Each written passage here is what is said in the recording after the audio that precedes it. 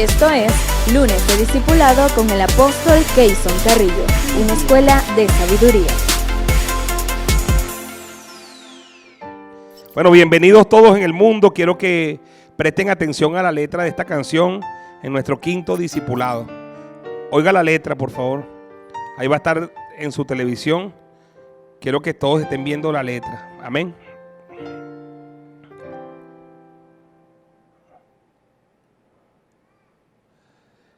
Diez minutos hoy han visto tu poder. 10 minutos hoy han visto tu poder.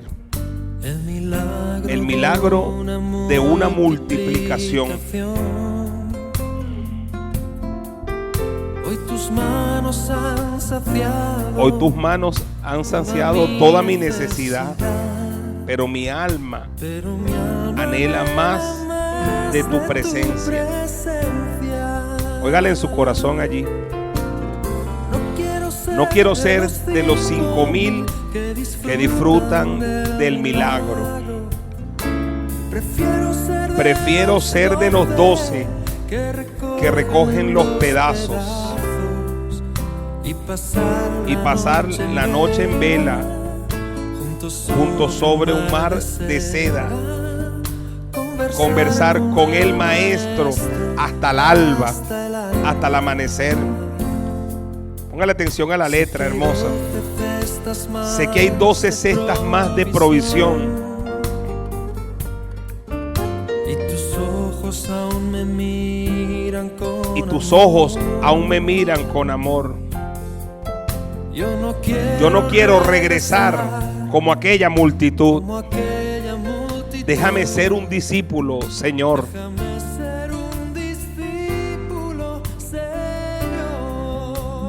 Tremendo, ¿no? No quiero ser de los 5,000 que disfrutan el milagro. Prefiero ser de los 12 que recogen los pedazos y pasar la noche entera en vela junto sobre un mar de seda, conversar con el maestro hasta el alba. Qué poderoso. Señor, levanta discípulos en Venezuela, verdaderos discípulos en Latinoamérica y en el mundo. Que la gente pase de ser creyentes a verdaderos discípulos del Señor. En el nombre poderoso de Jesús. Levanta discípulos poderosos para hacer tu obra antes de tu segunda venida. Despierta la pasión por discipulado. Amén. Ya no quiero solo recibir tu pan. Mi alma quiere conocerte de verdad. Quiero profundizar, Señor. Quiero crecer un poco más. Habitar en tu presencia, despertarme junto a ti, para que sea formada en mí tu imagen. Óigalo bien. No quiero ser de los 5,000 que disfrutan el milagro. Prefiero ser de los 12 que recogen los pedazos y pasar la noche en vela junto sobre un mar de seda, conversar con el maestro hasta el alba, tener intimidad, aprender más de él, conversar con el maestro hasta el alba, conversar con el maestro hasta el alba. Padre, te doy gracias en esta hora por este discipulado número 5, Señor. Gracias porque tú has despertado en mí. Hace 21 años que vinimos a este lugar y hace 25 años que te conocí. La revelación y la esencia del discipulado, Señor. Y hemos levantado discípulos en este lugar, verdaderos discípulos, Señor. Y hoy estamos viendo y cosechando el fruto de esos discipulados de todos los lunes. por 21 años sin faltar uno solo de ellos. Gracias, Señor. Ahora queremos pedirte que a partir de esta pandemia, Señor, se reaviven los discipulados. Que cada uno de los pastores, de las pastoras, pueda tener 12 discípulos, discípulas del Señor.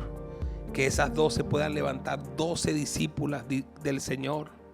Que podamos ir a los 144, a los 1728 líderes capacitados para hacer la obra tuya, Señor. Aviva en toda Venezuela, en Latinoamérica y en el mundo la pasión por discipulado, Señor. Que eso que escribimos en el 5.º libro se haga carne en nosotros, ganando a mayor número para discipular naciones en el nombre poderoso de nuestro Señor Jesucristo. Amén, amén y amén. Aleluya. Bueno, creo que la letra de la canción de Marcos Vidal ministra el corazón. Hay una diferencia entre los 5.000 que disfrutaban el milagro, ¿verdad? Ellos iban y venían. Hoy estaban, mañana no. Pero los discípulos permanecían. Ciertamente para los discípulos era más trabajoso. Cuando leemos la escritura en torno a ese milagro de la multiplicación de los panes y los peces, los discípulos estaban agotados, estaban cansados. Tanto que le dijeron al maestro que despidiera a la multitud. Pero el Señor le dijo, no tienen necesidad de irse, denle en vosotros de comer. Y tuvieron que trabajar, pues tuvieron que organizar a esa multitud y organizar. Nosotros que hemos hecho encuentros de 1.000, de 1.500, de 2.000 personas, ¿cómo cuesta organizar cuando son multitudes, verdad? Cuesta mucho más la logística. Y esos 12 fueron los que organizaron a esos 5.000. Sabemos que de la Biblia dice 5.000 hombres sin contar las mujeres y los niños. Quiere decir que habían unas 12.000 personas, o posiblemente 10.000 a 12.000 personas allí. Y organizar niños no es fácil. Esa tarea le tocaba a los discípulos, a los apóstoles, que eran discípulos del Señor. Es una tarea logística que demandaba esfuerzo, que demandaba sacrificio, pero que solo se le puede encargar a discípulos. No se le puede encargar a cualquier tipo de persona, sino a personas que estén altamente comprometidos. Los discípulos le habían propuesto a Jesús que los despidiera, me imagino para descansar. Pero Jesús les puso más trabajo. Él dijo, no, ustedes le van a dar de comer. Y ellos dijeron, no tenemos nada aquí donde podamos comprar, eso está muy lejos para darle de comer a tanta gente. Entonces salió un niño, un jovencito, y entregó los panes, los peces. El Señor oró por ellos, los presentó al Señor, y dice la palabra, y entonces Jesús le dio los panes y los peces a los discípulos, y los discípulos a la multitud. Mire cómo ministraba el Señor a través de sus discípulos. Él llegaba a las multitudes. Le entregaba los panes a los discípulos y los discípulos a las multitudes. ¿Cómo puedo yo llegar a tanta gente? A través de mis discípulos. Yo no puedo ir a todos los lugares donde hoy están mis pastores, mis líderes. Yo no puedo. Ni siquiera, nunca lo he hecho. Yo nunca eduqué a la iglesia para yo ser el pastor que visitó a todo el mundo. ¿Verdad, Nancy? Yo nunca eduqué a la iglesia para eso. Aquí querían alarme y convertirme en esa clase de pastor. Pero yo tenía una conciencia clara y sé que eso genera críticas, porque en el fondo en la iglesia de los barrios y la iglesia que yo llegué, los pastores visitan a todo el mundo, los pastores oran por los enfermos, y no es que yo no visite a la gente, yo he visitado a quien yo quiero visitar, pero yo no habitué a la iglesia en ese modo de ser, y al principio yo me gané críticas, pero yo sabía lo que estábamos haciendo, porque yo quería empoderar a gente que me ayudara a hacer el trabajo. Porque yo sé que un pastor que pueda hacer ese trabajo no tendrá una iglesia de más de 50 personas. Que él ore por todo el mundo, que él es el que ore por los enfermos, que él es el que eche todos los demonios fuera. Es una iglesia que no crecerá más de 50 personas. Pero si pretendíamos ser una iglesia de multitudes, yo estaba muy consciente que yo tenía que formar discípulos, tenía que preparar discípulos para que empoderarlos y para que esos discípulos hicieran la obra del ministerio. Mire que el libro de Efesios dice que Jesús, subiendo a lo alto, llevó cautiva la cautividad y dio dones a los hombres y él mismo constituyó apóstoles, profetas, evangelistas, pastores y maestros. Entonces dice a fin de, y ese a fin de es lo que debemos entender los pastores y apóstoles, que es nuestro trabajo. A fin de, Vamos a buscarlo para que podamos de verdad partir de allí en este discipulado de hoy. Libro de Efesios. Vean Efesios capítulo 4, verso 8. Dice, subiendo a lo alto, llevó cautiva la cautividad y dio dones a los hombres. Y eso que subió, ¿qué es? Sino que también había descendido primero a las partes más bajas de la tierra. Y él mismo constituyó a unos apóstoles, a otros profetas, a otros evangelistas, a otros pastores y a otros maestros. ¿Quién los constituyó? El Señor. Escúcheme, ve. Cuando dice que él le dio dones a los hombres, no es al hombre biológico, porque eso excluiría a las mujeres. Y de allí que muchas personas hacen teología donde excluyen a las mujeres y dicen la mujer calle en la congregación, o la mujer no puede ser pastora, o la mujer no puede ser profeta, cuando en la Biblia nosotros vemos mujeres profetas, ¿sí o no? Entonces no se trata del hombre biológico, se trata de que la naturaleza del ministerio lo que hace es engendrar, es lo que hace el varón, el hombre. Pero una mujer puede ser apóstol, una mujer puede ser profeta, una mujer puede ser pastora. Cuando está ejerciendo esa mujer su rol pastoral, apostólico, profético, está en la naturaleza del que engendra. ¿A quién engendra? Escuche bien, a la novia, ¿verdad? La novia del Cordero, que es la iglesia, en el futuro será ¿qué? La esposa del Cordero. Note que la iglesia siempre está en términos femeninos y los ministerios están en términos masculinos. No es que los hombres solo pueden ser, repito, profetas o apóstoles, es una doctrina diabólica y carnal. Hombre y mujer, ya en Cristo ya no hay hombre ni mujer, sino que todos somos uno en Cristo Jesús. Ya no hay esa distinción, dice Gálatas, entre hombre y mujer. Ya no tiene Dios ese problema. Pero cuando ejercemos los ministerios, si una persona ejerce el ministerio apostólico, profético, sea hombre o mujer, está en la función de engendrar a la novia. Y por eso está en función masculina, modo masculino. Amén. Y la iglesia es modo femenina, que se deja engendrar para que la iglesia entonces alumbre, sea preñada la iglesia y para el avivamiento. ¿Me explico? Entonces dice, ve, dio dones a los hombres. Y dice, dio dones a los hombres. Y dice, y eso que subió, que es sino que también había descendido a las partes, primero a la parte más baja de la tierra.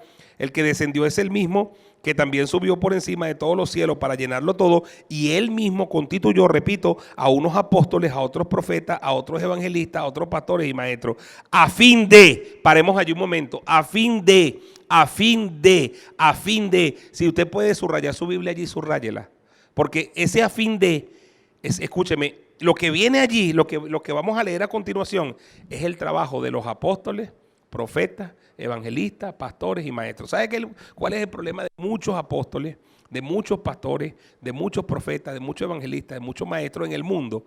Que son buenos, tienen sinceridad en su servicio al Señor, lo hacen de manera sincera y honesta, pero tienen ignorancia de cuál es exactamente el rol que deben desempeñar como ministerio. Y eso perjudica tremendamente el trabajo y el desempeño de la iglesia.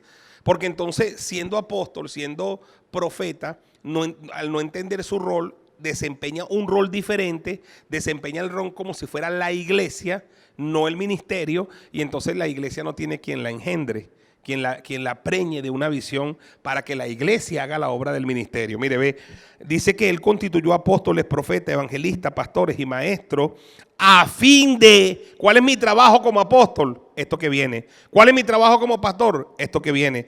¿Cuál es mi trabajo como profeta, como evangelista, como maestro? Esto que voy a leer dice, perfeccionar a los santos. ¿Cuál es mi trabajo? Perfeccionar a los santos. ¿Cuál es mi trabajo? Perfeccionar a los santos. ¿Cuáles son los santos? Todo el que ha hecho decisión por Cristo, que Él ha limpiado con su sangre y que Él ha santificado.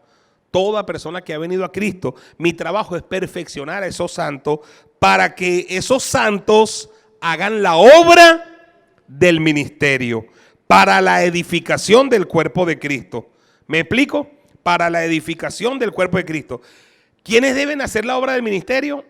Los santos perfeccionados. ¿Y dónde se perfeccionan esos santos? En los discipulados.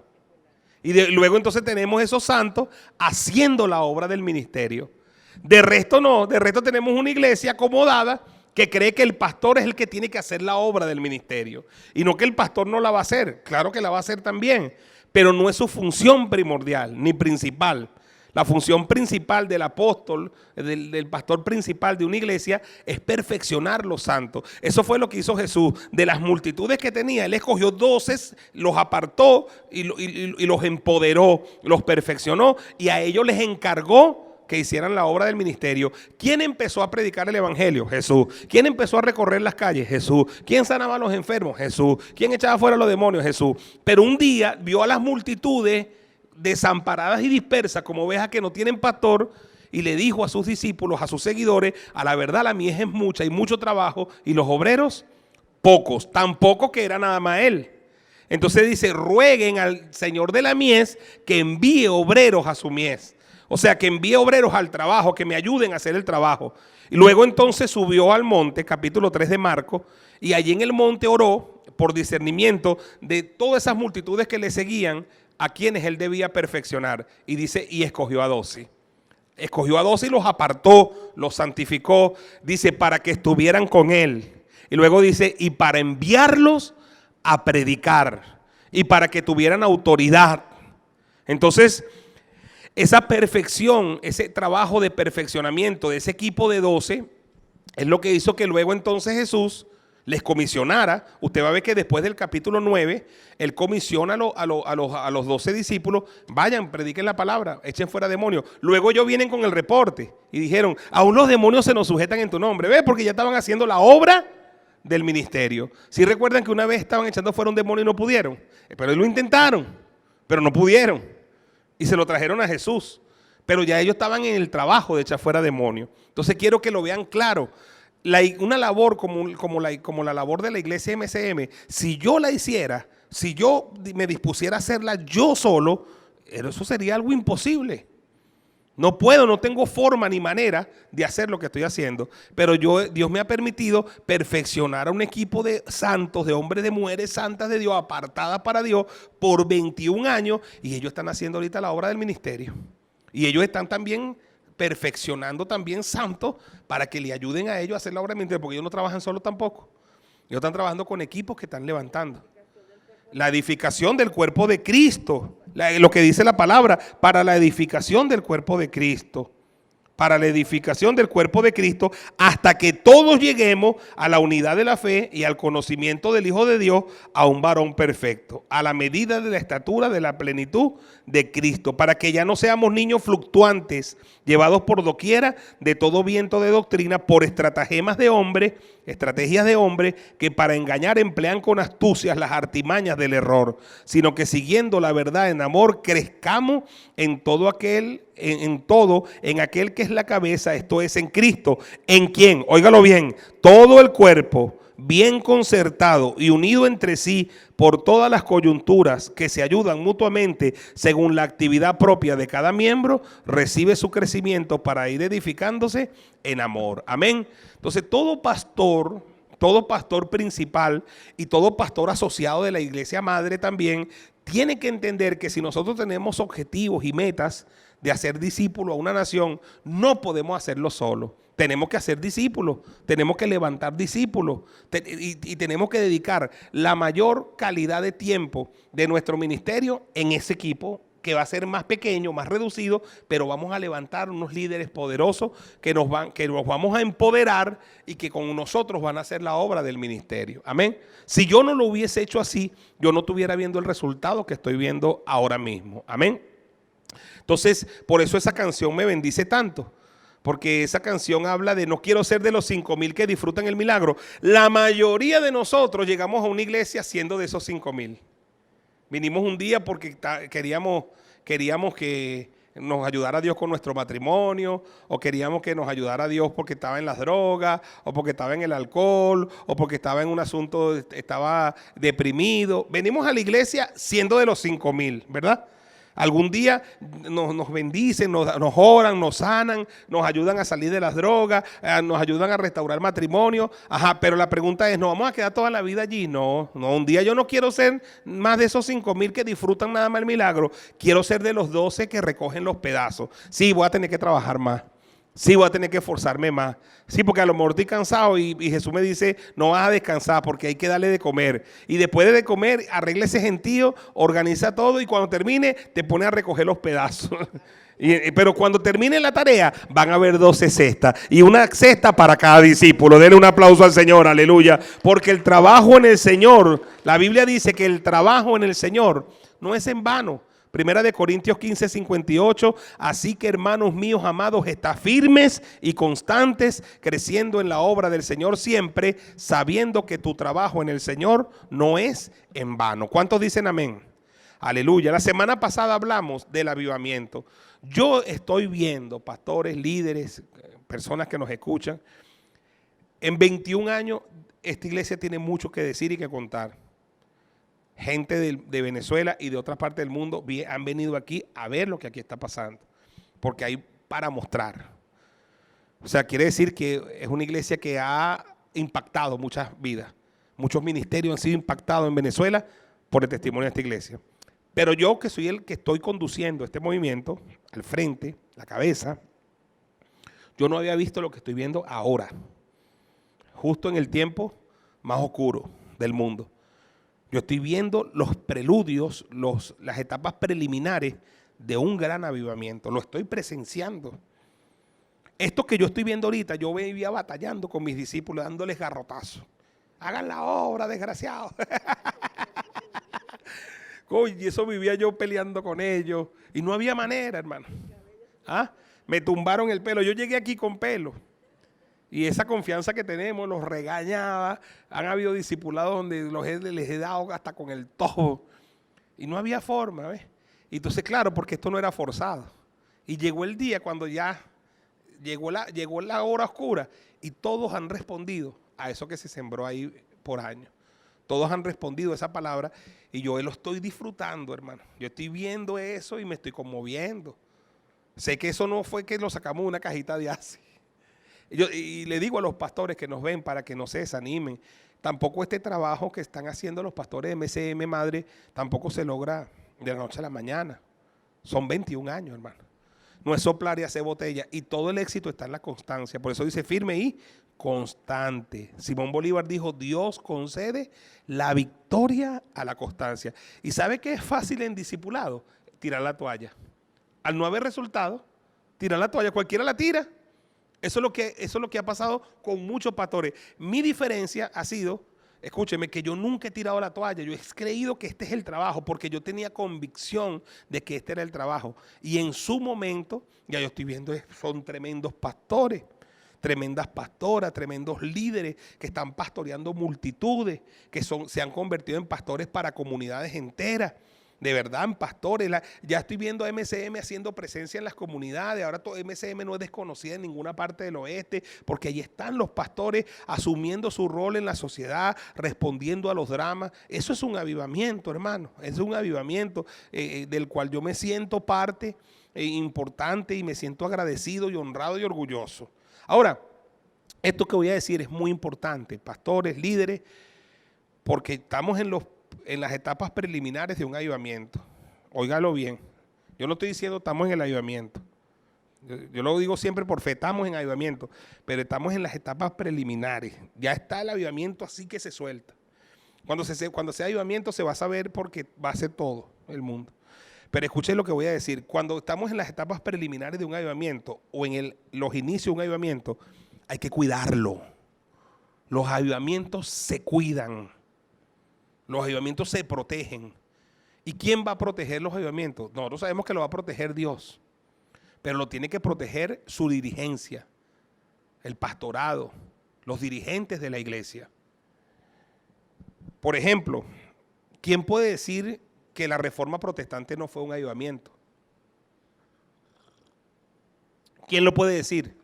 La reforma protestante para mí fue uno de los más grandes avivamientos que hay en la tierra. Por supuesto, después, la más grande para mí la ha hecho los apóstoles, ¿verdad? Primer gran avivamiento. Ese avivamiento duró, yo considero que duró, Nancy, 300 años. El primer avivamiento duró, uno pudiera decir, 300 años, aproximadamente. Se manchó el avivamiento, el primero, sí. en el 312, cuando la iglesia y el Estado se fusionaron, ¿verdad? Cuando Constantino hace una simulación de conversión y entre comillas, se pasa al cristianismo, la iglesia se mancha. Toda la pureza de ese primer avivamiento, de la gloria primera, se manchó. Y se dañó el avivamiento. Fíjese, 300 años de avivamiento, Menotti, se dañaron. Se dañaron porque se corrompió la iglesia. La iglesia se corrompió o se empezó a corromper en el 312. Ya cuando llegaron a 1500, mira, saca tú la cuenta, 300, 400, 500, 600, 700, 800, 1000, 1100, 1200, 1300, 1400, 1500. Martín Lutero es monje de una iglesia que con ganas de servir a un Dios, con ganas de sinceras y honestas de servir a Dios, pero de una iglesia que estaba totalmente corrompida. Y no es Martín Lutero el primer reformador, porque hubo precursores de la reforma. Nosotros no podemos olvidar, por ejemplo, los albigenses fueron precursores de la reforma. Nosotros no podemos olvidar, por ejemplo, a Juan Hus, 100 años antes de Martín Lutero, fue precursor de la reforma. Y otros, porque Martín Lutero no fue el único, solo que los otros movimientos no coronaron. La diferencia del movimiento de Martín Lutero es que es un movimiento que coronó, aunque él estuvo excomulgado y hubo sentencia de muerte sobre Martín Lutero, él sí coronó. Pero ¿qué creen ustedes que pasó cuando empezó la reforma protestante? Empezó el ataque, hermano, porque el diablo cuando ve avivamiento, el diablo se mueve rápido. ¿Y de dónde vino? Escúcheme, pastores, ¿de dónde vino el ataque al movimiento de la reforma? De la gente de adentro. Hubo gente dentro de la reforma que cometió excesos. Compañeros de Martín Lutero que cometieron excesos, que se fueron para otro lado. Gente que estaba entendiendo la reforma de otra manera y que pusieron en riesgo, porque hubo una mortandad incluso por los excesos que cometieron. Empezaron a quebrar ídolos, empezaron a quitarse las vestimentas, empezaron a casarse los sacerdotes y las monjas de una manera desordenada. Y empezó entonces que Martín Lutero, que estaba metido en un castillo traduciendo la Biblia, tuvo que venirse a riesgo de que lo mataran, oye, para frentear eso, porque hubo una mortandad. Murieron muchas personas. Fíjese, porque el movimiento estaba siendo amenazado. Luego entonces se prende el avivamiento en Inglaterra. Era en Alemania, ahora Inglaterra. Luego en Suiza. Toda Europa fue tocada por el avivamiento. Pero después entre los reformadores hubo discordias. Uno tiene que ver las discordias que hubo entre Calvino y Lutero. Y entre los reformadores hubo discordias doctrinales. Porque para mí, como yo lo veo, que el movimiento de la reforma comenzó como Martín Lutero, pero tuvo precursores de la reforma. Pero yo siempre he dicho que la reforma no terminó con Martín Lutero, ni con Calvino, sino que la reforma es algo que empezó en 1515, pero que todavía la reforma se está ejecutando. Para mí la iglesia todavía se está reformando. Y nosotros somos parte también de esa reforma. Porque para mí la reforma, el concepto de reforma es volver a la forma. Porque ¿qué es lo que ve Martín Lutero y los reformadores? Que la iglesia se había deformado. ¿Cuál es el criterio de la reforma? Es volver a darle su forma original. ¿Y cuál es el original? Hechos de los Apóstoles. Y la iglesia tiene 500 años buscando esa reforma. Ya han pasado más de 500 años. Estamos en el siglo XXI, ¿verdad? Comenzó en el siglo XV, ¿verdad? Entonces ya tiene 500 años y un poco más buscándola. En el año pasado, hace unos años celebramos los 500 años de la reforma. Ya tiene 500 años y un poco más buscando la reforma. Por ejemplo, por eso es que mucha gente no entendió lo apostólico. Por eso mucha gente no entendió lo profético, porque no entendieron que parte de la reforma era el establecimiento de lo apostólico y lo profético. Porque todo se estaba reformando, porque ¿qué pasó? Mire, ¿cómo se ve? Una vez se le escuchó a un apóstol, la iglesia cuando empieza, los primeros 300 años, la iglesia, la novia, bien vestida, adornada, preciosa, una novia ataviada para su marido. 312, la iglesia empieza a corromperse y los vestidos ya empieza a pervertirse, a ensuciarse y llega a 1515 arruinado todos los vestidos de la iglesia. Acuérdense que el vestido de la novia del Cordero son las acciones justas de los santos, ¿se acuerdan? Y dice, y teníamos que comprar las ropas, el de lino fino, ¿se acuerdan? En Apocalipsis. Entonces, ¿qué es la reforma? Es quitarle su andrajoso a la iglesia y empezárselo a colocar otra vez y empezar a poner otra vez todo en su lugar. Colosenses 3, porque cuando Cristo venga en Apocalipsis, Él tiene que conseguir a la novia perfectamente vestida. ¿Ah?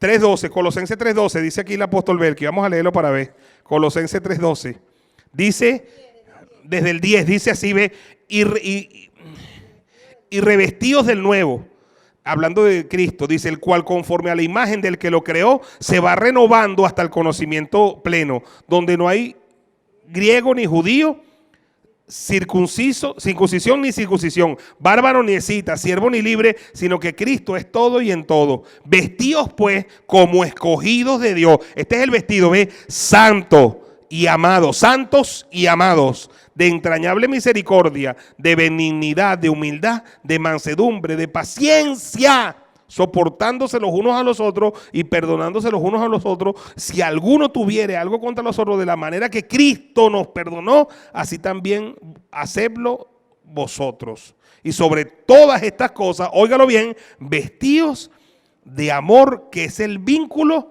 perfecto. ¿Ves? Entonces el vestido se está rehaciendo y por eso es que la iglesia no es estática. La iglesia viene reformándose, porque ¿qué pasa? Con Martín Lutero se redescubren algunas verdades. Por ejemplo, la verdad de la salvación por la fe.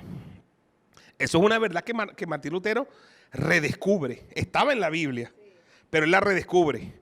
Después entonces empieza la revelación de la gracia. Después empieza la revelación de la escritura. De la palabra, pero Martín Lutero no lo redescubrió todo. Hubo cosas que él no se le revelaron, pues él llegó hasta un punto y hay cosas que se vienen revelando en la medida que viene avanzando. Por ejemplo, ¿qué fue el avivamiento de Azusa Street? Eso fue un movimiento que avivó la parte carismática de la iglesia, el Espíritu Santo. Y nace el pentecostalismo, que ha sido parte de esa reforma. Porque hasta ahí no llegó Martín Lutero. Pero el movimiento de Azusa Street, cuando fue derramado el Espíritu Santo en la calle Azusa, y empezó el Espíritu Santo a ser derramado por el mundo, y nace la iglesia pentecostal. ¿Quién llenó el mundo del evangelio? No la iglesia histórica, la iglesia pentecostal. Tenemos que ser sinceros y honestos. La iglesia pentecostal llena de fuego de Dios. ¿Que hubo exceso? Claro que los hubo. Claro que los hubo, y que también entonces esa iglesia pentecostal nacen ahora los movimientos neopentecostales que también cometen excesos. ¿Ves? Que cometen muchos excesos y hemos cometido excesos. Y entonces, pero Dios no quiere ni la histórica, ni la pentecostal, ni la neopentecostal, sino una iglesia, una sola iglesia. Pastor Ismael, en el micrófono, guerrero. Porque la iglesia le faltaba lo apostólico, por eso había lo desorden. Había el avivamiento, pero faltaba el fundamento del apostolado, pues. Y por no estar en el fundamento del apostolado había el desorden y había esa desorganización y se fue perdiendo todo. Ahora todo se está viniendo a organizar por el apostolado. Miren la eso, iglesia hermano. Estaba incompleta, estaban los profetas, evangelistas, pastores, maestros, pero no estaba la fuerza que eran los apóstoles. Miren eso, hermano, lo que está diciendo el pastor Ismael. Entonces el apostolado, y por eso es que se entiende que entender bien lo del apostolado. Porque el apostolado no es un cargo, ¿vale? El apostolado no es un título. El apostolado no lo sacamos en una caja de ace, ¿vale? Entonces hay una apostolitis tonta en el mundo, como que si cuando yo soy apóstol soy más que los demás, no, ¿vale? El apostolado es algo sagrado, algo serio. Y que es algo que cuando se entiende, un apóstol es alguien que pone fundamentos. Y hacía falta, como dice el pastor Ismael, el apostolado. Y en los últimos años que se restableció, Peter Warner escribe un libro que se llama Terremoto en Iglesia, donde él analiza mucho de lo que yo estoy diciendo. Y ese terremoto en iglesia viene a ser lo profético y lo apostólico. El nuevo movimiento apostólico y profético, que también ha habido exceso, pero que el verdadero apostolado va a traer el verdadero fundamento para la iglesia. Entonces, lo que quiero decir con esto es que en todo mover de Dios, nacional continental o universal, que los han habido, siempre habrá excesos y siempre habrá peligros. Si está profetizado una gloria postrera, que será mayor que la primera, es el gran avivamiento. En estos días leí esto de Rudy Gracia, que me gusta como está predicando ahorita, el hombre la está botando. Decía, antes de desaparecer la iglesia, va a resplandecer. Me gustó. Antes de desaparecer, va a resplandecer. Rudy Gracia, el autor. Yo me pego allí hasta Rudy Gracia. Antes de desaparecer, va a resplandecer. Eso es lo que viene.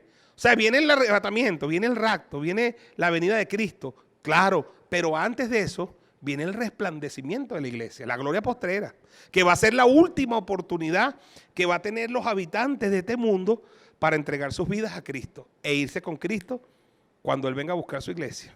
Eso va a ser el último sacudimiento. Estamos en los preámbulos de ese mover. Ya empezó ese mover, aquí ya empezó. Aquí ya empezó. Yo lo estoy viendo. Entonces, tenemos que ser conscientes como iglesia que está preparando la plataforma de ese avivamiento, que tenemos que cuidar los avivamientos. Dijimos y pusimos un ejemplo la semana pasada, en el discipulado pasado, que íbamos a hablar 3 cosas que ponían en riesgo el avivamiento. La primera cosa, dijimos, la parte financiera, ¿no? La parte, ¿cómo dijimos? Recuérdenme allí. Ananías y Zafira, capítulo 5 de Hechos de los Apóstoles, la parte financiera. Hermano, es volver a retomar los conceptos de mayordomía, de que todo el mundo entienda por qué Ananías y Zafira muere, y por qué empezandito este movimiento de avivamiento de la gloria primera, por qué caen estas 2 personas muertas, porque Dios quería dejar algo sentado de que el asunto del manejo del dinero era cosa seria en el reino de Dios. Como la gente se relacione con el dinero, eso va a reflejar mucho de cómo se está relacionando la gente con su Dios. Como la gente se relacione con el dinero, por eso es que la forma como nos relacionamos con el dinero es más espiritual de lo que muchas personas creen. Más espiritual de lo que muchas personas creen. Por eso es que en la Biblia hay más de 1200 versículos que hablan del dinero, porque Dios le da curso a eso, ¿vale? Porque Dios quiere que tengamos claro nuestra relación con el dinero. La palabra dice, nadie puede servir a dos señores, a Dios y ¿qué? Y a las riquezas, al dinero, porque eso puede convertirse en un Dios de la persona que lo domina, que lo mueve, que mueve sus decisiones. Cuando la gente deja que el dinero le gobierne, y entonces hacen dichos como que mi plata es mía, yo me la gano con el sudor de mi frente, yo hago con mi plata lo que me dé la gana. Ese tipo de persona no puede esperar irse para ningún cielo, no puede esperar ningún tipo de salvación. Porque Dios no trabaja con personas así, porque esa persona no está manifestando carácter de mayordomo, sino carácter de dueño. Él es el dueño de su vida. Él hace con su vida lo que quiere. Él hace con su vida lo que quiere. Los que somos mayordomos, no. Los que somos mayordomos hemos entendido que nada es nuestro. Ni siquiera la vida es nuestra, es de Dios. La familia que tenemos no es nuestra, es de Dios. La plata que tenemos no es nuestra, es de Dios. La casa que tenemos es de Dios. ¿Qué somos nosotros entonces? Mayordomos. Primera de Corintios dice, se requiere de los mayordomos, de los administradores, que cada uno sea hallado fiel. ¿Qué debemos hacer los mayordomos? Debemos preguntar y conocer en la Biblia, conocer la verdad que nos hace libre. ¿Cómo quiere Dios que nos relacionemos con el dinero? ¿Cómo quiere Dios que nos relacionemos con los asuntos materiales? Para que nosotros no tengamos problemas. Por eso muere Ananías y Zafira al comienzo de este mover, porque Dios quería dejar sentado que el asunto del dinero es cosa seria. Segunda cosa que puso en riesgo, el descuido al servicio de la gente. Eso lo vemos en Hechos de los Apóstoles, capítulo 6, con la elección de los diáconos.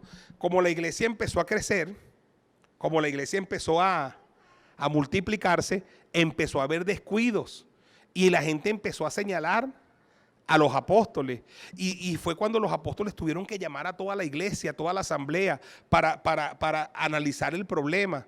Y entonces llegaron a conclusiones y tomaron decisiones y eligieron a 7 diáconos y los impusieron las manos y los enviaron. Eso le dio orden a todo, porque el desorden que había se corrige. Ahí en Hechos de los Apóstoles, capítulo 6, versículo 7 dice: y crecía la palabra del Señor y el número de los discípulos se multiplicaba grandemente en Jerusalén, y también muchos sacerdotes obedecían la fe. O sea que la decisión que ellos tomaron fue acertada, porque trajo otra vez el reacomodo y otra vez empezó el crecimiento del trabajo y el orden. Amén.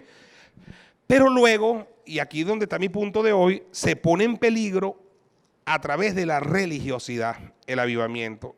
En el capítulo 15 de Hechos de los Apóstoles, en Reina Valera 1960, los traductores le pusieron como subtítulo el concilio de Jerusalén. Tuvieron que verse en la obligación de convocar el primer concilio. ¿Qué significa concilio, hermano querido? Llamaron a todos los apóstoles, a toda la dirigencia de los cristianos, para conciliar posiciones. Porque en la naciente iglesia, Pablo ya había salido, se le había encomendado llevar el evangelio a los gentiles. Esta experiencia, todos saben que comienza con el apóstol Pedro en el capítulo 10 de Hechos de los Apóstoles, cuando Pedro tiene una visión, porque todavía, miren esto, todavía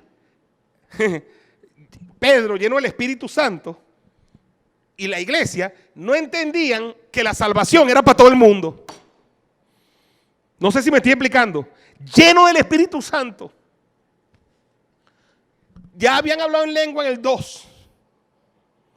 Ya habían hecho milagros, ya habían resucitado muertos. Llegan al 10 y todavía Pedro no sabía, no se había enterado Pedro, que la salvación era para todo el mundo. Él tenía la mentalidad hebraica, judía, que la salvación era solo ¿para quién?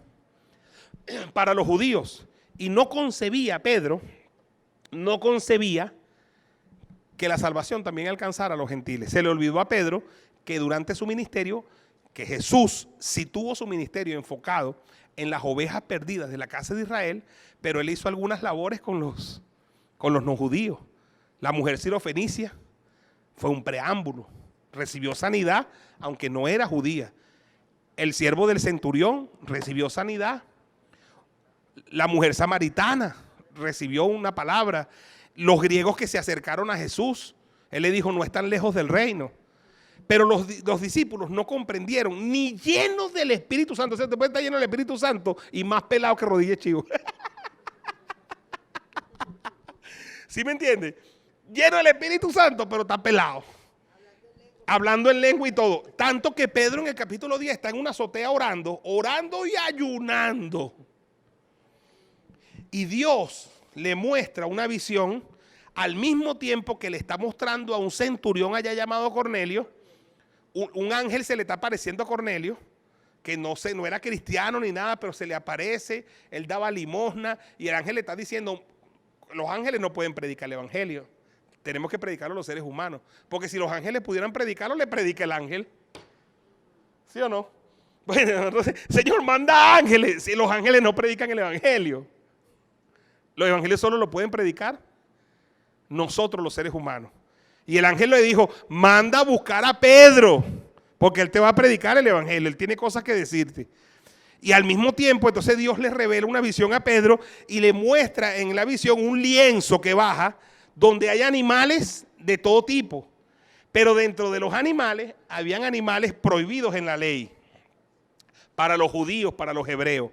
Y Dios le dice a Pedro: mata y come. Mata y come. ¿Qué dice Pedro religiosamente? No, Señor. Oye, vale, te sigue bravo, ¿no? Porque ninguna cosa común o inmunda yo he comido jamás. Yo soy muy santo. Le está hablando, a él le está hablando el santo de los santos. ¿Ah? Y entonces el santico le dice: yo soy más santo que tú. ¿Ah? Ninguna cosa común o inmunda he comido jamás. Y Dios le dice: hazlo y no llames común, inmundo, lo que ya yo he limpiado. Y desaparece la visión. Desaparece la visión. ¿Pedro entendió? No entendió ni papa. ¿Ves? Que hay gente que tiene visiones pero no entiende. Hay gente que está llena del Espíritu Santo, pero no entiende. Le tocan la puerta los enviados de Cornelio. Y dice, ahora entiendo. O sea, tiene acción retardada. Y todavía Pedro llega a la casa de Cornelio. Y cuando llega a la casa de Cornelio, Cornelio dice que estaban todos allí reunidos, adorando, alabando a Dios. Y dijeron, todos nosotros estamos reunidos. Pedro le buscó un gentío allí, su familia, los vecinos, porque estamos esperando lo que tengas que decirnos. Y cuando Pedro empieza a hablar, no sabe ni qué decir, porque él no sabía cómo predicarle a los gentiles. Dice, bueno, y dice, ustedes saben cuán inmundo es que un hombre como yo esté en una casa sucia como la de ustedes. Y esa fue lo que llama, tú sabes que hay las dinámicas rompehielo, ¿no? Pero esta yo la llamo la dinámica rompegrupo de Pedro. Él lanzó fue una bomba rompegrupo, porque si tú dices a la gente, uy, ¿ustedes saben qué asco es que un hombre tan perfecto como yo venga a una asquerosa casa como ustedes? Guácala. Ese tipo lo pudieron fue haber matado ahí, hermano. Tanto fue, tan mal era su discurso, que el Espíritu Santo los bautizó a todos y los puso a hablar en lengua y Pedro queda loco. Y dice, oye, el Espíritu Santo les dio el Espíritu como a nosotros, ¿qué es eso? Entonces, Pedro no entendió. Y ahí se empiezan a romper muchas vacas sagradas. Se empiezan a romper los esquemas. Porque entonces Pedro dice, Dios mío, ¿qué impide que sean bautizados? Entonces, en el caso de ellos, fueron bautizados primero en el Espíritu Santo y luego fueron bautizados en agua. Entonces, ya aquí no hay vaca sagrada. Pero, sin embargo, Pedro mantenía actitudes religiosas. Por eso Pablo en Gálatas lo exhorta. Y dice, cuando yo vi a Pedro que no andaba rectamente conforme a la verdad del Evangelio, le reprendí y le dije, Pedro, si tú comes con nosotros y con los gentiles, ¿por qué estás enseñando a los gentiles a judaizar? Porque Pedro era medio hipócrita. Ajá. Ya se sabía que Jesús no hacía acepción de personas, pero estos tipos estaban haciendo acepción de personas. Pero cuando Pablo se convierte, Dios hace algo gracioso. Por eso es que la gracia, en cuanto a Dios, es graciosa. Porque entonces Dios agarra al hombre más religioso, porque no me va a decirte que Pedro es más religioso que Pablo, no. Pablo era circuncidado el 8º día, de la tribu de Benjamín, hebreo de hebreo. En cuanto a la ley, fariseo, y no, celoso de la ley. O sea, pero entonces Dios agarra a este religioso y lo manda al mundo gentil, hermano. Y lo manda al mundo gentil. ¿Y quién comprende más rápido esa gracia? La comprende Pablo. Por eso es que luego entonces se dice esto, ¿ve? Pablo, apóstol a los gentiles. Pedro, apóstol a los judíos. Dígalo, pastor Menote, ya. Vemos que lo que usted estaba diciendo al principio, que los excesos trató de sabotear lo que es el avivamiento de la iglesia. Y aún trató de sabotear lo que era la manifestación apostólica, como usted lo está hablando del apóstol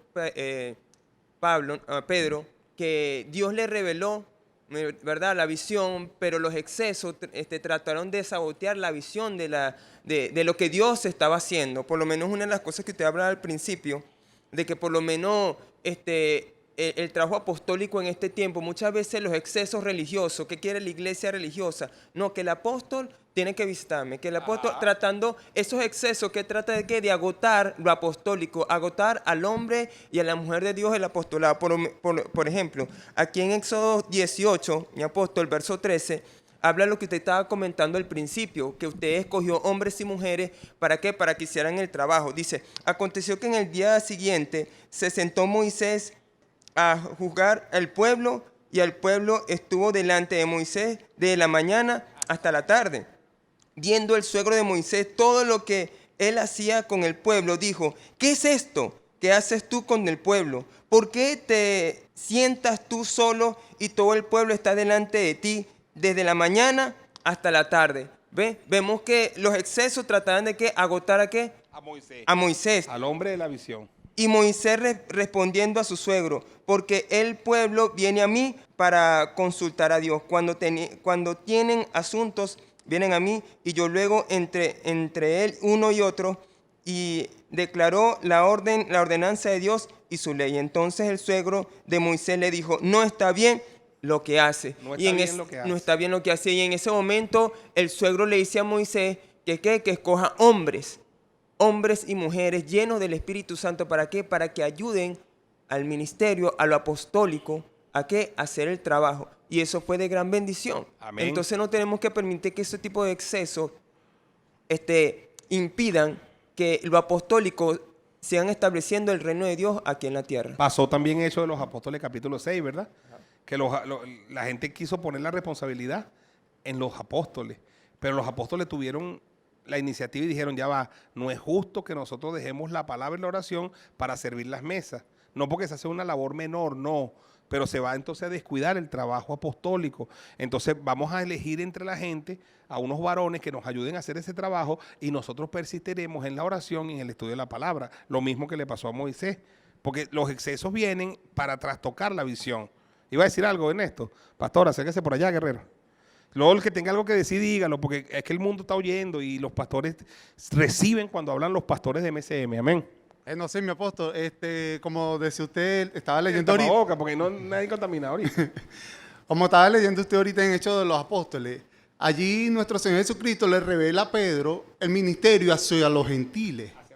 Entonces, pero Pedro, por la religiosidad, no entendió la visión de Dios y tuvo que en el capítulo 13 llamar a Pablo. Uf. ¿Está viendo? Ese es MCM, hermano. El pastor José Luis por allá. Ese es MCM. Ese es el problema con MCM. Está más claro que no. O sea, como el llamado era para Pedro, pero Pedro no comprendió. Tuvo Dios que coger al más religioso. José Luis. Bueno, mi apóstol, ahorita estábamos hablando de 3 cosas que amenazan, ¿verdad? Un avivamiento. La primera era el tema financiero. Hablamos de Ananías y Zafira, ¿verdad? No era un caso aislado, porque inclusive en el capítulo anterior nos dice, Hechos de los Apóstoles, que las personas que tenían heredades las vendían y las ponían a los pies de los apóstoles y los apóstoles repartían a cada uno según su necesidad. En el capítulo siguiente es donde encontramos el caso de Ananías y Zafira, es decir, que ellos con esa actitud de mal manejo del dinero estaban atentando contra el avivamiento que se estaba gestando. Por otro lado, el otro punto del que estábamos hablando en cuanto a las cosas que amenazan un avivamiento estaba la desatención, ¿verdad? El segundo punto.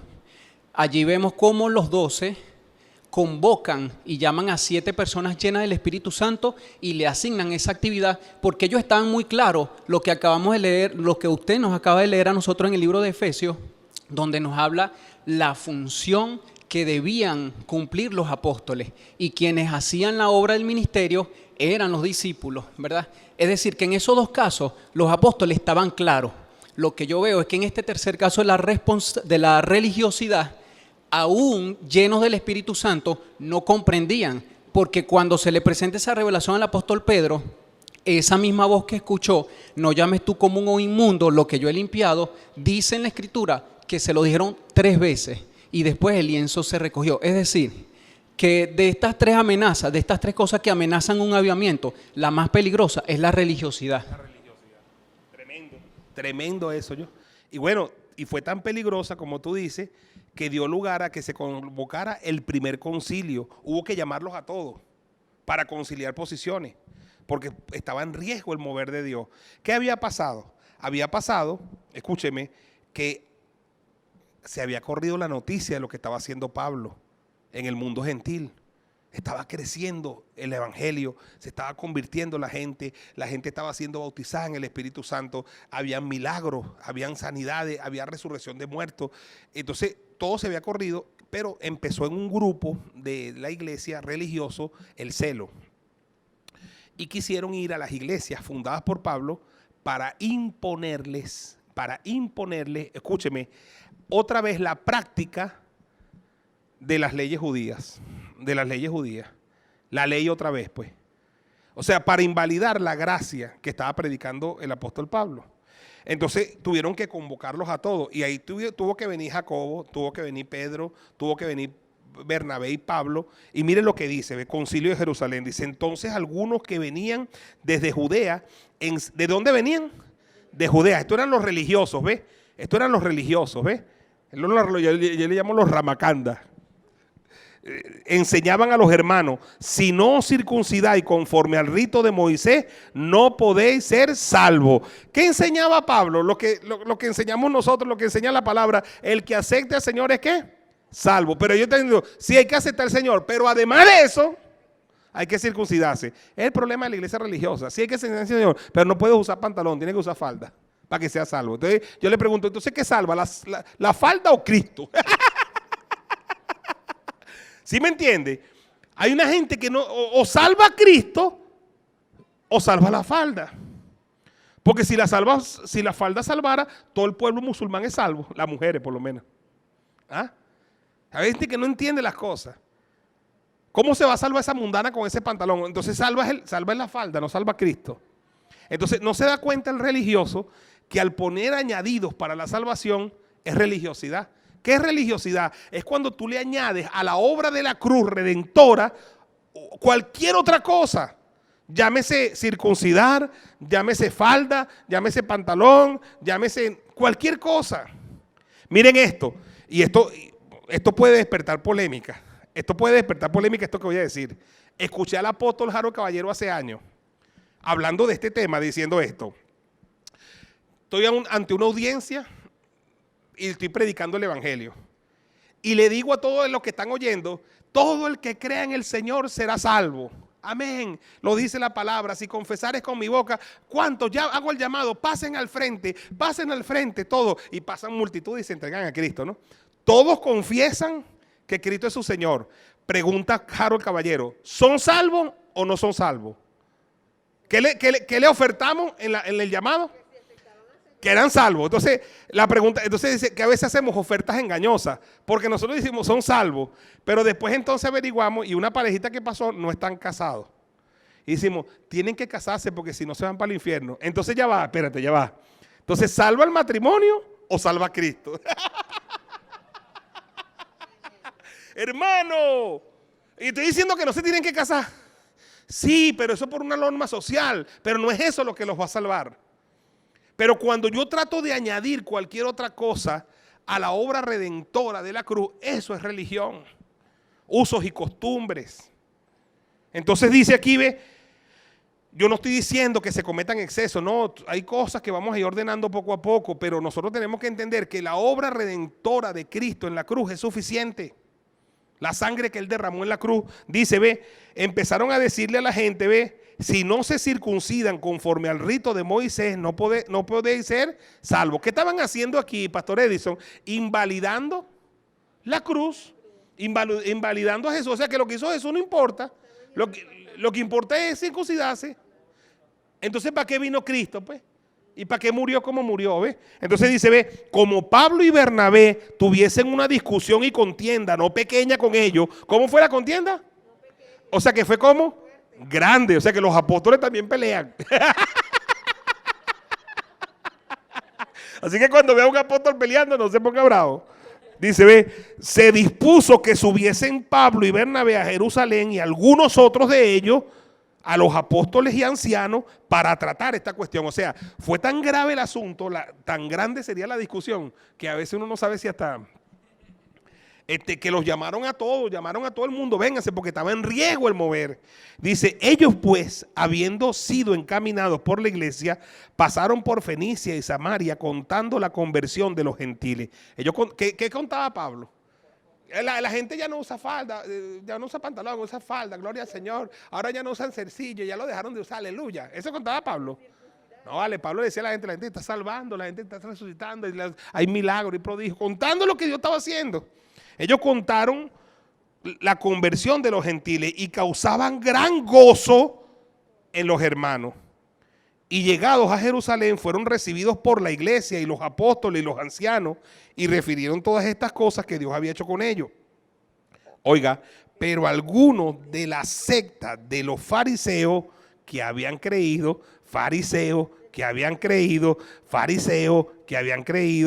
que suelten a Barrabás, decían los fariseos. Eso es lo malo de la iglesia, que está llena de fariseos. ¿Qué tienen los fariseos? Decía Cristo, cuando vayan a la cátedra de ellos, oigan todo lo que ellos dicen y háganlo, pero no vivan como ellos, porque ellos dicen, pero no hacen, son hipócritas.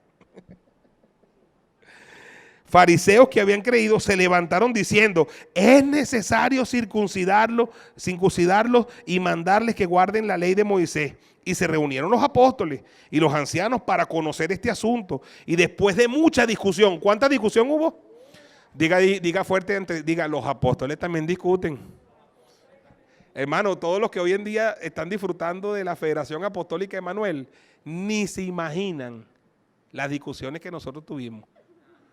Nosotros nos dimos hasta con el todo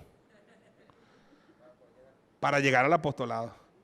Nosotros una vez fuimos hasta Gracia Orituco, nos encerramos. Yo vine enfermo de allá. Nos dimos hasta con el tobo, el apóstol Helio, el apóstol Ignacio, yo, pim, pum, pam, a pura Biblia.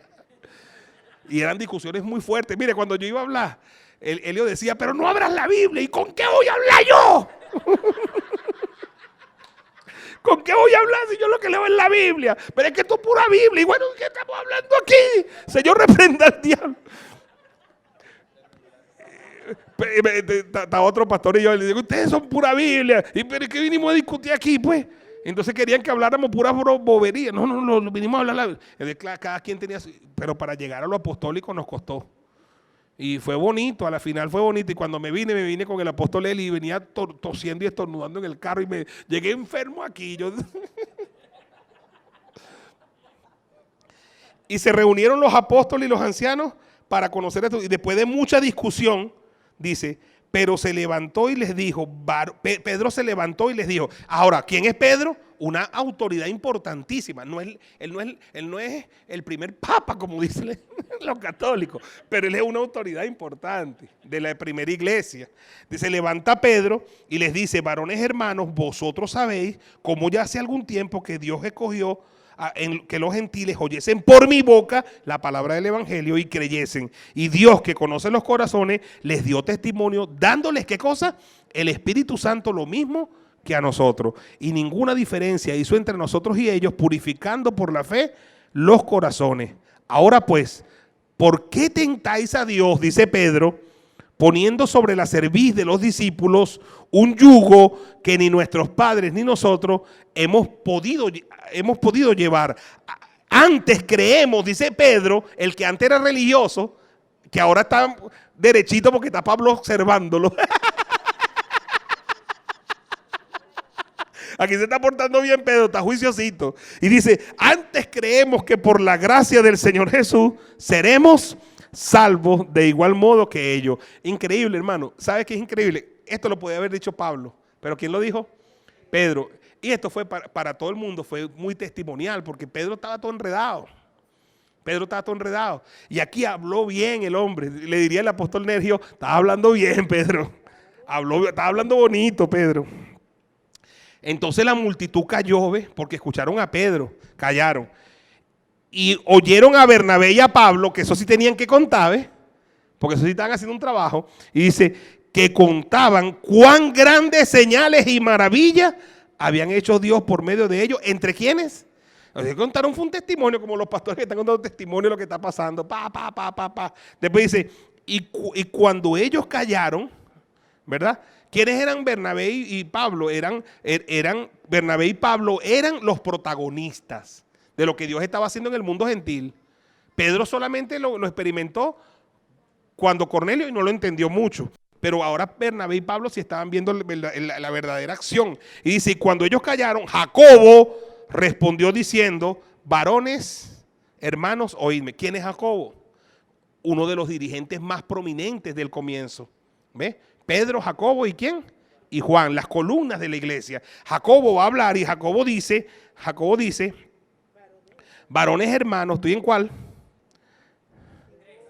En el 13, ¿ve? Oídme, Simón ha contado. ¿Quién es Simón? No se me enrede. Pedro. Cómo Dios visitó por primera vez a los gentiles para tomar de ellos pueblo para su nombre. Y con esto concuerdan las palabras de los profetas como está escrito.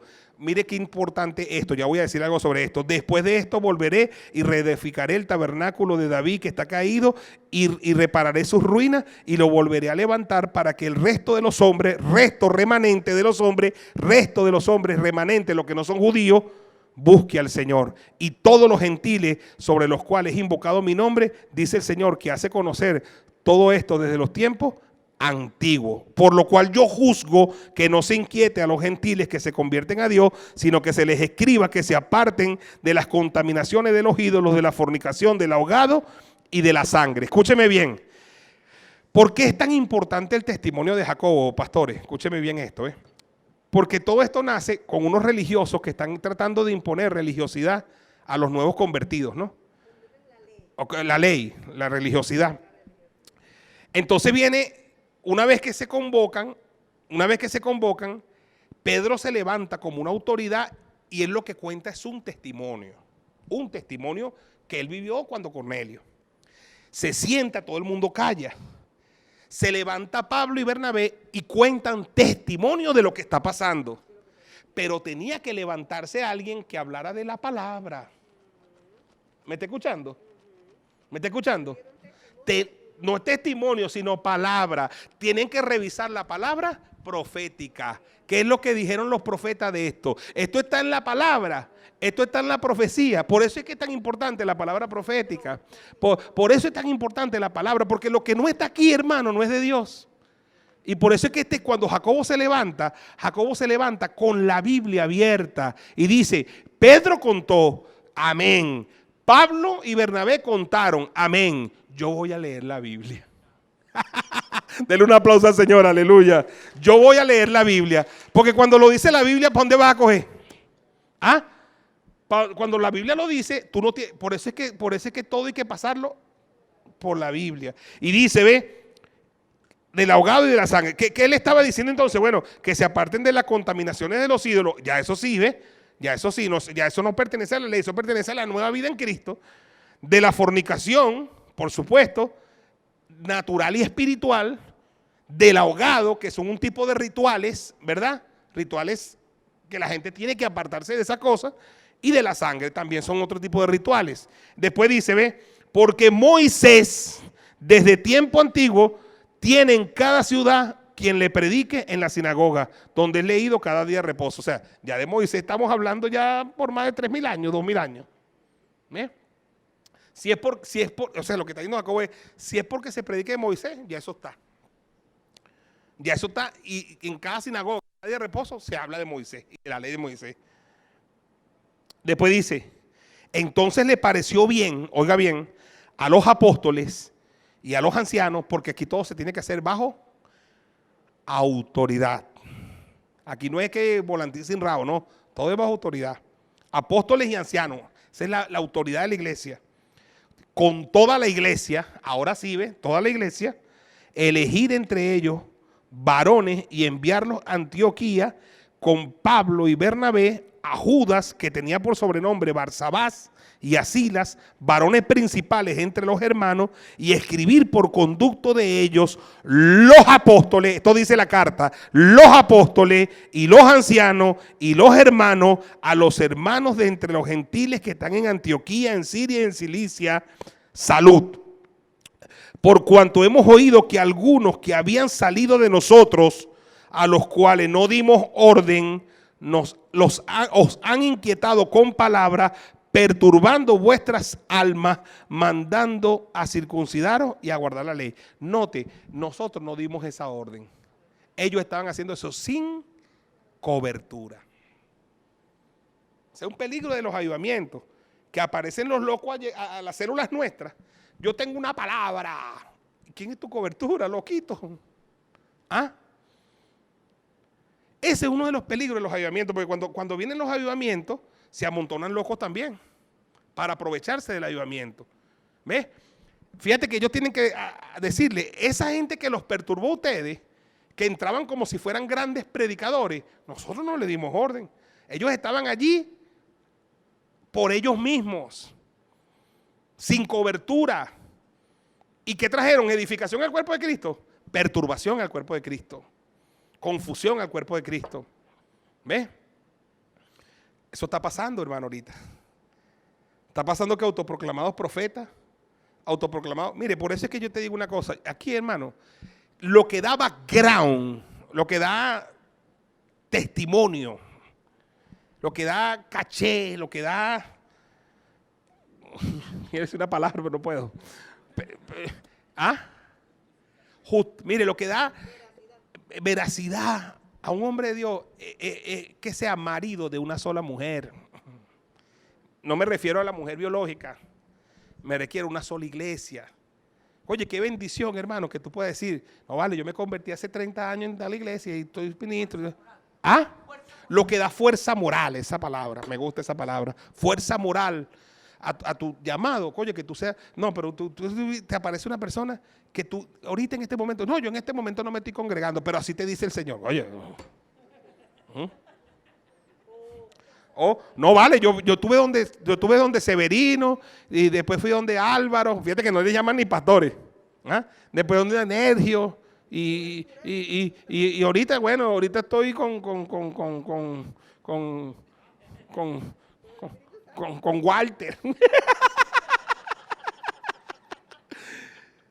Chamo, tienen una unción para fundar iglesia. ¿Ah? Y han pasado por iglesia. Entonces, a veces hablamos de fornicación y de adulterio. Y no hablamos de fornicación y adulterio espiritual. Yo me convertí en Emanuel en la plaza. Fui a Emanuel, me llevaron a Emanuel. En Emanuel me bauticé. En Emanuel me adoctrinaron. En Emanuel me discipularon. En Emanuel me casé. En Emanuel empecé a predicar. En Emanuel empecé mi ministerio misionero. En Emanuel me enviaron a pastorear la iglesia Emanuel de Barquisimeto, que ahora es MCM. En Emanuel me constituyeron pastor a tiempo completo. En Emanuel hicimos la reforma apostólica, soy apóstol. En Emanuel ahorita soy presidente de la federación. Emanuel. Yo tengo una sola iglesia. Eso da testimonio, eso da fuerza moral, hermano.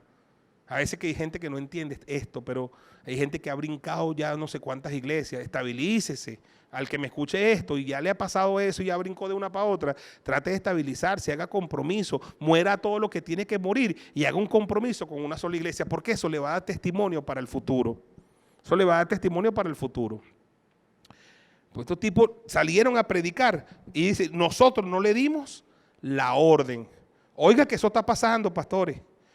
Mire, ustedes saben que aquí, bueno, yo lo sé por unos pastores de aquí, unos pastores, los real. De aquí de MC. Ellos nunca fueron cristianos. Ellos eran mundanos, bebían. Ellos se convierten y empiezan a venir para acá. Resulta que tienen unos familiares, solo Jesús. ¿Cierto?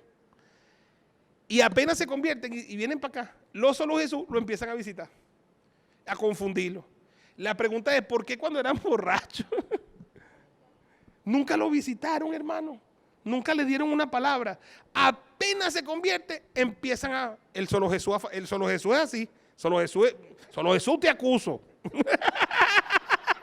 Te acuso, solo Jesús. Te denuncio. Oye, el solo Jesús no predica, pero espera, casa nuevos conversos allí para agarrarlo y mostrarle 3 textos aquí y desviarlo.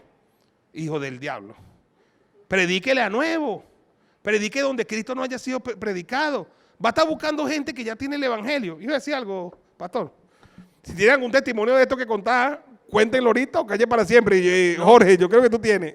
Mi apóstol, es tremendo lo que usted está comentando, porque a mí me pasó lo mismo. Cuando el pastor Henderson me ganó para Cristo, me llegaron unos solo Jesús también a bombardearme con la palabra. Ajá. Pero eso a mí también, porque es una cuestión que ellos tienen ellos son sagüesos espirituales para detectar nuevos creyentes. Y nosotros tenemos que tener mucho cuidado en este tiempo de pandemia, porque de repente los solo Jesús no se están congregando y ellos van a tratar de infiltrarse en nuestras células. Por eso yo considero que nosotros como pastores, nosotros no podemos pastorear a la gente a distancia, tenemos que supervisar las células de frente. A mí me pasó y doy este testimonio, que yo fui a una de las células y estaba compartiendo la palabra, mi apóstol, y cuando yo le digo a los hermanos, a veces yo no le digo que se pongan de pie, sino que estamos sentados y le digo, vamos a orar. Y cuando yo estoy orando, a veces yo abro los ojos para ver cómo está la gente. Y veo que una persona se pone de pie a orar y me pareció muy extraño eso. Cuando termina la célula, yo hablo con el líder de la célula. Hijo, ¿quién es esa persona? No, pastor, que ese es un un solo Jesús que vino para acá, para la iglesia, para la célula. Hijo, yo no quiero ese hermano por aquí en la célula. Yo conozco ese tipo de gente. Si tú lo dejas aquí en la célula, más adelante va a agarrar a todos los miembros de tu célula, los va a visitar y va a hacer que todos no vuelvan a tu célula y entonces va a sabotear el trabajo y el avivamiento que estamos provocando en la comunidad. Y como cosa de la semana que viene yo voy a venir para ver si me encuentro ese hermano. Habla tú con él esta semana porque la semana que viene voy a hablar con él. Como cosa de Dios, mi apóstol, en esas 2 semanas no volviera, hermano. Dios fue bueno. Pero sí tenemos que... ¿Será que olfateó que ya le tenía ya el ojo puesto? Y entonces, ¿qué le quiero decir, Está pastores? autorizado para tener una discusión no pequeña. Entonces, ¿qué quiero decirle, pastores? Que tenemos que estar pendientes, pastores, de la célula. No es solamente que los líderes reporten eso, sino que uno tiene que estar pendiente de cada una de las células. Y por eso es bueno, mis hermanos, pastores, que nos están viendo en este momento, porque nuestros apóstoles nos han dado un fundamento que son los libros. Si nosotros volvemos a repasar los libros, Firme, Constante, Creciendo, los fundamentos, la visión celular, el poder del liderazgo y ganando a mayor número, ya la iglesia va a tener un fundamento, una base, y así llega un solo Jesús, no va a poder engañarlo. Por eso es bueno repasar todos estos libros, que es el fundamento apostólico para este tiempo, que todo lo que está hablando de esos libros está en la palabra de Dios. Un aplauso, hermano, un aplauso de verdad, qué bueno, qué bueno. Jorge, Pastor Jorge, ha tenido su experiencia también con los solo Jesús. Bueno, mi apóstol, de verdad, uno tiene que cuidar mucho y ser celoso con el trabajo que está haciendo. Porque, bueno, cuando yo me convertí, también yo tengo un hermano de sangre que es solo Jesús. Y él nunca me predicó y trabajamos juntos. Nunca. Y trabajamos juntos y todo, mi apóstol. Y estuvimos trabajando por años, trabajando y nunca me llegó a predicar. ¡Años! Cuando yo me convertí, empezó a predicarme y tuvimos muchas contiendas entre la palabra y gracias a Dios a los libros, ¿verdad? Y los fundamentos que están basados, empezamos a hablar. Y después le dije, bueno, vamos a hablar de trabajo, no hablemos más de religión. Porque de verdad, cuando yo estuve en el mundo y bebiendo, tú nunca me predicaste. Entonces ahora que estoy en una iglesia, va a decir que esa iglesia no tiene falsas doctrinas, donde tú cuando nunca me pudiste ni siquiera predicar ni ganar para Cristo, le dije. Y entonces también hay que tener, como dice el pastor Menotti, de verdad mucho cuidado en las células, que a veces llegan personas o invitan personas que son de otra iglesia y se van colando como pequeñas zorras en el trabajo que uno está haciendo. Tenemos que velar mucho en esa parte y saber el trabajo y el esfuerzo que hemos hecho para poder ganar a las personas, el trabajo que hemos hecho. Y esas personas a veces vienen a confundir y a hablar mal hasta del ministerio. Entonces no nos damos cuenta y vamos y hacemos el trabajo. Y yo he peleado y he estado trabajando en eso, que de verdad nosotros tenemos 5 libros de nuestro apóstol donde se puede dar el discipulado y enseñar el fundamento a cada persona. De verdad tenemos que tener mucha visión y cuidado y ser celoso con el trabajo. Oye, que hemos hermano, hecho. yo le voy a Dios les pedir bendiga, un pues. aplauso al Pastor Jorge, vale, de verdad. En verdad me conmueve, mire, menos mal que usted es tan claro, pues. O sea, que ya han vivido sus experiencias, ¿ves? Han vivido sus experiencias. Entonces, tenemos que cuidar a nuestra gente, ser celoso, porque esta gente cuando entra, no entra para edificar, entra para perturbar, entra para destruir. ¿Tú sabes qué cosa fea? Que te arranquen un alma para Cristo, que está nueva creyente, y después la descuidan. Yo te denuncio, solo Jesús. Eres un bandido. No le predicaste nunca a Jorge cuando era un borrachín. ¿Ah? Después se convierte y vienes a predicarle que esta es una iglesia falsa. Falso eres tú, desgraciado. Los discipulados son así, hermano. Hablamos abiertamente. Eres un desgraciado, porque entonces ahora le va a decir, falso eres tú, que por años estuviste al lado de él y nunca le hablaste de la verdad de Dios. Cuando nosotros nos convertimos a Cristo, una de las primeras cosas que nosotros hacemos es hablarle a todo el mundo de Cristo, hermano. ¿Ah? No, todavía no estamos totalmente arreglados, ¿verdad? Cuando nos convertimos. Y ya estamos predicando, hablándole, porque lo que queremos es compartir. Entonces los solo Jesús no le hablan a nadie, pero son unos sagüesos, como tú dijiste, y están pillando quién se está convirtiendo. Por eso es que el líder de célula tiene que ser entrenado a que cuide su célula. Esa costumbre que tiene el líder de célula. Ay, hay un hermano por ahí que vino, que él canta bonito y lo invité a predicar. ¿Y por qué él va a predicar? ¿Usted me ha visto a mí que yo invito a predicar gente aquí? Vea mi ejemplo aquí los domingos. Yo soy de los que digo, hermano, hoy va a predicar Pedro Pérez. No, yo predico yo, porque ese púlpito me lo dio Dios a mí. Y yo he tenido personas que yo he invitado y yo tengo que reconocer bien de dónde viene esa gente. ¿Qué le va a hablar a mi pueblo? Al pueblo que Dios me ha dado. Yo soy responsable de ese púlpito, pero tú eres responsable de tu púlpito, de tu célula. Esa es tu célula, tienes que cuidarla con celo. Entonces Dios te la entregó a ti. Yo no estoy diciendo que no invites a predicar, pero ¿por qué no invitas a predicar uno de aquí de MCM? O de una de las MCM hijas, del ministerio, para que nos apoyemos. Vas a invitar gente que, no porque es que él habla bonito, es que Ricky Martin habla bonito. Y canta bonito también. Pues si es por hablar bonito, invitamos a Ricky Martin. Pero no se trata de hablar bonito. Aquí se trata de una vida bajo autoridad. De una vida bajo autoridad. Ahí estaba viendo una serie del General Naranjo. Y está un general, el que va a ser General Naranjo, y está el jefe de él, el comandante, el coronel, y le, ¡te callas! Y el tipo, amén, como usted diga. Yo digo, así es. En el ejército del Señor, todos estamos bajo autoridad. Y todos somos autoridad. Amén. Yo voy a decir algo, Pastor Omaira. Dígalo allá, pues. Qué bendición, vale. Hablando de esto, pues del cuidado que tenemos que tener ahora nosotros, los pastores y líderes, en la plataforma del avivamiento que ya Dios está estableciendo, tenemos que convertirnos en muy celosos y cuidar el trabajo que Dios nos está encomendando. Porque ciertamente, como decía mi esposo y como lo decía el pastor Menotti, estamos haciendo un trabajo, pero la Biblia dice que todo trabajo de excelencia despierta la envidia del prójimo. Y ciertamente mucha gente se va a acercar para ver el trabajo que estamos haciendo, pero entre eso, iglesias que de repente no están haciendo el trabajo ahorita, también van como espías. Van como espía para espiar el trabajo que estamos haciendo y tener el cuidado de esa persona, porque podemos encontrar gente que van allí también con esta excusa, no tengo iglesia donde congregarme y estoy viniendo aquí.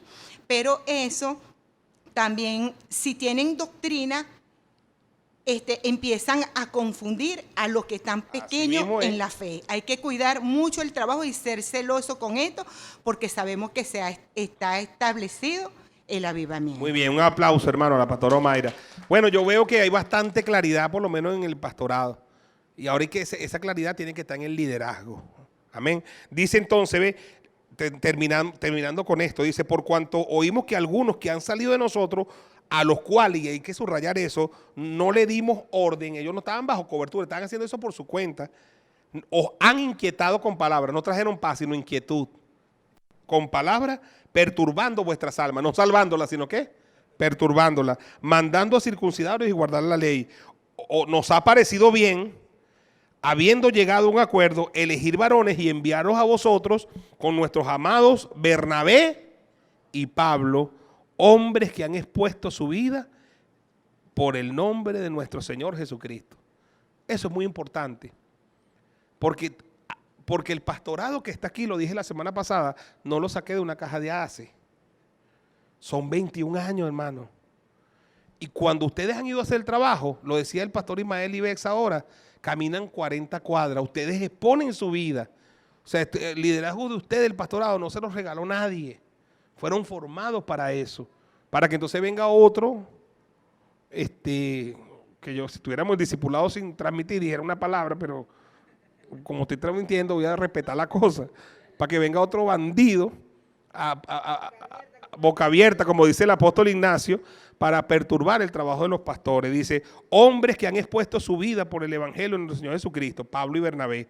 Así que enviamos a Judas y a Silas, los cuales también de palabra os harán saber lo mismo, porque ha parecido bien, mire cómo termina esto, al Espíritu Santo y a nosotros, que es tremendo, porque habló Pedro, líder fundamental prominente, habló Pablo y Bernabé, líder fundamental prominente, habló Jacobo, certificó la palabra, pero ¿quién pone el sello?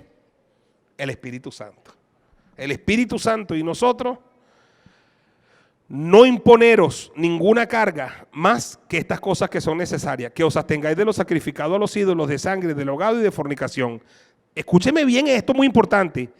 De las cuales cosas, si os guardáis, bien haréis. Óigame bien esta poderosa revelación. No dice que si os guardáis, seréis salvos. No confundieron la cosa, porque si hubiesen dicho, si se guardan de esto, serán salvos, hubiesen hecho lo mismo que los judaizantes. Si las hacen, ¿qué dice él? Bien haréis. No dicen será salvo, porque ellos están diciendo, están dejando el fundamento claro. ¿Quién es el que salva? El Salvador. Denle un aplauso al Señor, aleluya. Bien haréis, son parte de las buenas normas cristianas y costumbres del nuevo estilo de vida, pero eso no es lo que te salva. ¿Sí me entiendes? No es lo que te salva. Ya no podemos agregar nada a lo que Cristo hizo, ¿dónde? En la cruz. Cristo dijo, consumado es. Yo no puedo añadir a eso nada, porque ya eso es religión, ya eso es religiosidad. Bien haréis, pasadlo bien.